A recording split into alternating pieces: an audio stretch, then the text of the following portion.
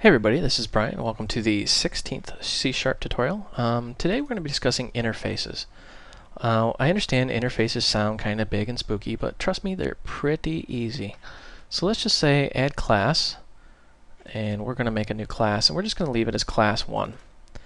And now we want to add a new item and choose interface. Now on the interface, let's just leave it as interface 1, just the default for now. And let's just say void do stuff.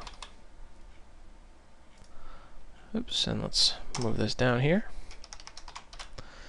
Now, you notice how that looks like a function, but we're not actually implementing it. We don't have the brackets in here.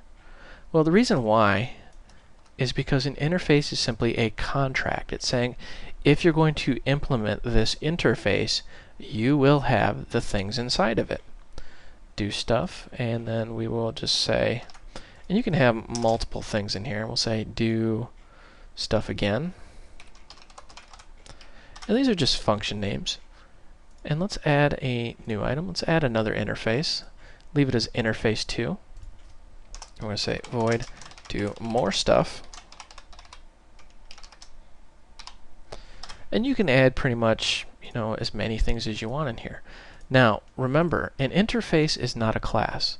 An interface is different in the fact that you don't actually implement anything. You just create an outline of what you want it to do, saying if you're going to have interface 1, it will have do stuff and do stuff again. What does this mean? Well, here's our class 1, and you know about inheritance. Well, if you want to implement an interface, you would say interface. You notice how there's interface 1 and 2. Interface 1, and you can right click and implement interface, and then implement interface explicitly. Now if you implement interface, it just says add these items. So let's delete these, right click again, and do it explicitly, and it says interface 1 dot do stuff.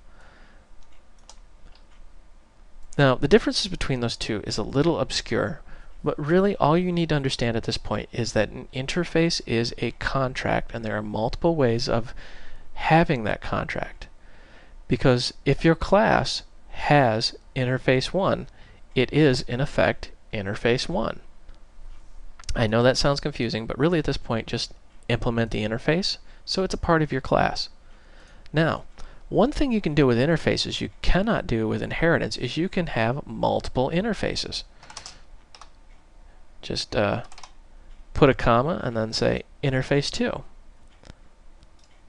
And then right click and implement interface. See, there's do more stuff. That's from interface 2.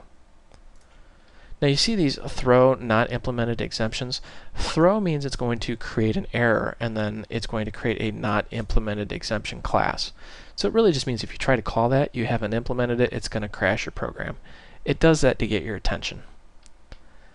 So that is one way you would get around the multiple inheritance block that C# does not have. You use interfaces or contracts.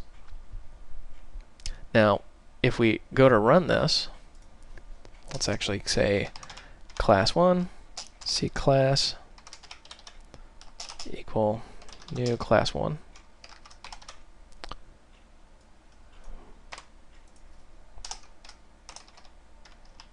And you see how we have all these properties in, or all these functions in here.